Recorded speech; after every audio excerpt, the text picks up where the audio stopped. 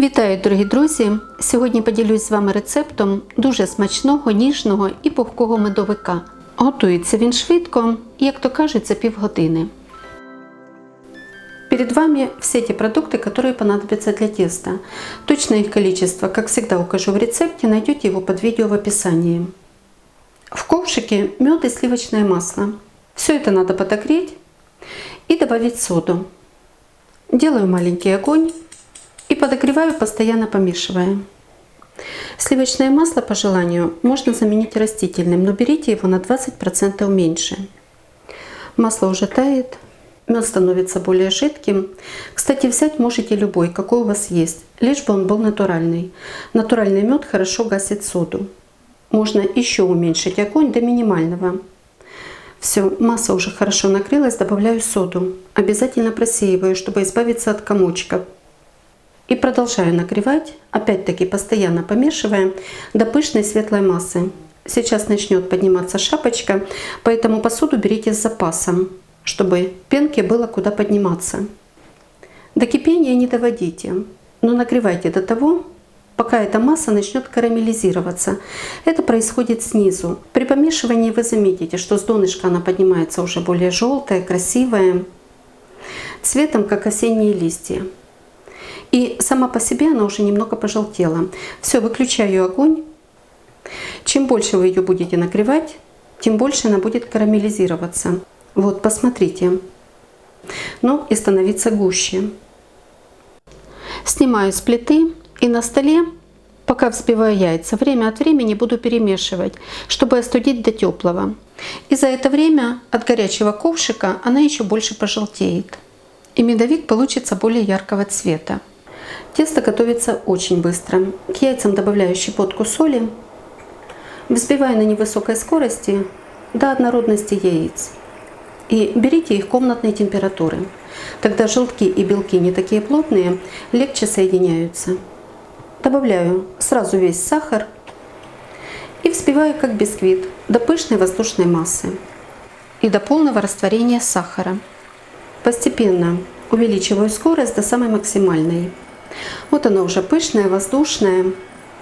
Остановитесь и проверьте. Если она еще текучая, рисунок быстро пропадает на поверхности, взбивайте еще немного. Вот. Посмотрите, какой рельеф. Видно, что масса уже плотная. И понадобилось мне для этого 6 минут. Но миксер мой мощностью 450 Вт. Если у вас более сильный, то яйца взобьются быстрее. Поэтому учитывайте не время, которое мне понадобилось, а смотрите на плотность этой массы. Добавляю сюда мед и взбиваю, даже не взбиваю, а перемешиваю на невысокой скорости. Просто его надо соединить с яйцами. Выбираю всю остальную. Она приятно теплая, не горячая. И снова немного перемешиваю. Добавляю сюда муку, просеивая в 2 приема. Листик у вас уже должен быть подготовлен, покрыт пергаментом, и берите силиконизированный. С ним не бывает проблем, он хорошо отходит от любой выпечки. Если у вас обычный пищевой, но лучше с ним не связываться, то хорошо смазывайте его растительным маслом. Берите его без запаха. Так, зачищаю стенки. Вот первую порцию можно не вымешивать до однородности. Высыпаю остальную.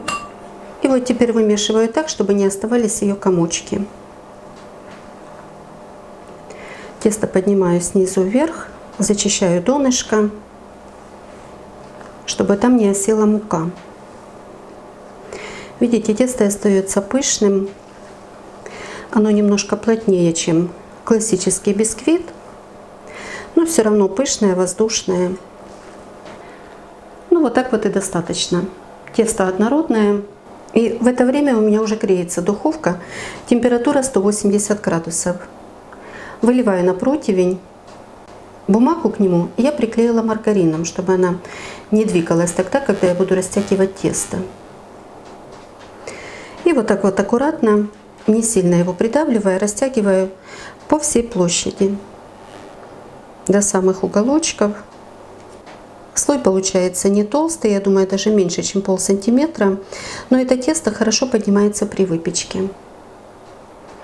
Поворачивайте листик, чтобы вам было удобно. Чем лучше вы разровняете тесто, тем ровнее получатся коржи. Выровнять краешки, чтобы поменьше было обрезков. Все, отправляю выпекать. Корж испекся, выпекался он 10 минут при температуре 180 градусов, средний уровень духовки, подогрев вверх-вниз без конвекции. Получается он очень мягкий, поэтому не перепекайте его и не пересушивайте. Накатовной шпажкой можно и не проверять, за это время он хорошо пропекается, под пальцем пружинит, к руке не прилипает. Накрываю второй решеткой, переворачиваю, не придавливая. Аккуратно снимаю бумагу. Вот так хорошо пропекается донышко. С этой стороны он тоже мягкий. Снова его переворачиваю на большую решетку и оставляю до полного остывания. Все, корж полностью остыл, остается таким же мягким. Переворачиваю на тот же пергамент, на котором он выпекался. Я его от излишек теста зачистила скребком. Теперь я его выравниваю, обрезаю краешки где-то по сантиметру. И все эти обрезки пойдут на крошку. Ее, конечно, будет маловато для украшения торта, поэтому можете добавить ореховой или какое-нибудь песочное печенье. Измельчить вместе с этими обрезками. Теперь разрезаю корж на две части и каждую половину еще раз на две. Получается 4 коржа. Если вам медовик нужен большой, увеличивайте порцию, ее легко пересчитать. Умножайте все на 2, выпекайте 2 коржа. И достаточно их будет разрезать только на 2 части. Тоже получится из 4, но торт будет размером в 2 раза больше. Получаются вот такие вот коржи. Полностью готовы для сборки торта, осталось только приготовить крем. Для крема понадобятся сливки жирностью не менее 33%, сахарная пудра и подготовленная сметана. Я ее отвесила на 6 часов. Кто не знает, как это делать, в описании над рецептом я оставлю ссылочку на видео, где вы сможете это посмотреть. Итак, в миску для взбивания перекладываю сметану. Посмотрите, насколько она плотная. Очень напоминает сливочный сыр своей плотностью. Высыпаю сюда сахарную пудру, просеивая. Обязательно избавьтесь от этих комочков, иначе они так и останутся в креме. Он нежный, легкий, пышный, пудра может не размеситься. У меня сахарная пудра уже с ванилином. Если у вас обычная, то обязательно его добавьте. Сметану делю на кусочки, чтобы она быстрее соединилась со сливками. Обнуляю весы, сливки перемешиваю. И добавляю в 2 раза больше, чем сметаны. Сметана должна быть такой же холодной, как и сливки. Немного перемешиваю вот таким вот способом.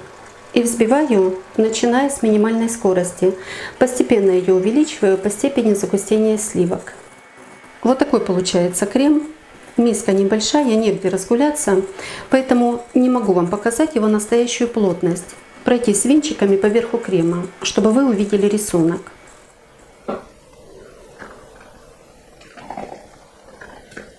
Слышно, как он бухтит при перемешивании. Однородный, пышный, достаточно плотный. Можно собирать торт. Крем набираю, взвешивая, чтобы все порции были одинаковыми. Следующий корж. Снова выравниваю и придавливаю в основном только середину. Не сильно давите, чтобы не выдавился крем. Последний корж. И подбирайте коржи так, выкладывайте, чтобы краешки, там где обрезали краешки, чередовались с серединой. Тогда торт получится ровным. Наверх такая же порция крема, как и на предыдущие коржи. А оставшимся затяну бока. Видите, он остается таким же плотным, не течет. Коржи пропитывать сиропом не надо, они хорошо пропитаются кремом. Оставьте где-то 60, но максимум 70 грамм крема на бока торта, а остальное поделите на 4 порции, на 4 коржа. На бока много крема не надо, лишь бы их покрыть. Сразу крем наношу лопаткой, немножко его растягиваю, а выравнивать буду палеткой. Его порция хорошо рассчитана.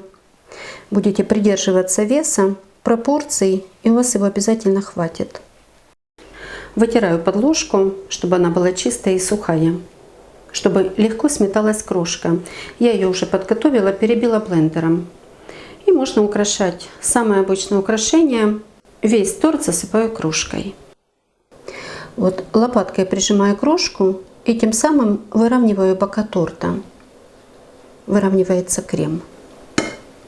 Работайте аккуратно, чтобы вы его не уронили. С этой стороны держу за подложку, чтобы он не кувыркнулся. Засыпаю сверху, выравниваю уголочки вот таким вот образом. Прижимаю рукой немного сбоку, а сверху подвигаю крошку. Сметаю лишнюю и ставлю торт в холодильник. И вот теперь забудьте за него до следующего дня. Пусть он выстоится, пропитается, крем немного своей влаги отдаст коржи, сам по себе уплотнится. И потом уже нарезайте и подавайте к столу. Торт выстоялся, хорошо пропитался, очень мягкий, как пух. Нож предварительно согрейте в горячей воде, не забудьте его вытереть насухо, тогда разрез будет более ровным и красивым. Подавайте его прямо из холодильника, не надо согревать до комнатной температуры, тогда прослойка крема будет хорошо сохраняться. И не советую уменьшать его порцию крема. Медовик получается очень нежный, хорошо пропитанный, вкусный, ароматный. Обязательно приготовьте, попробуйте і напишите в коментарях, наскільки це вкусно. Ну, якщо вам подобаються мої рецепти, діліться ними з друзями, підписуйтесь на канал, залишайте коментарі. Щиро дякую за вподобайки, а спонсорам мого каналу за підтримку та допомогу. Мені дуже приємно, що ви цінуєте мій труд. І, як завжди, бажаю вам всього найкращого.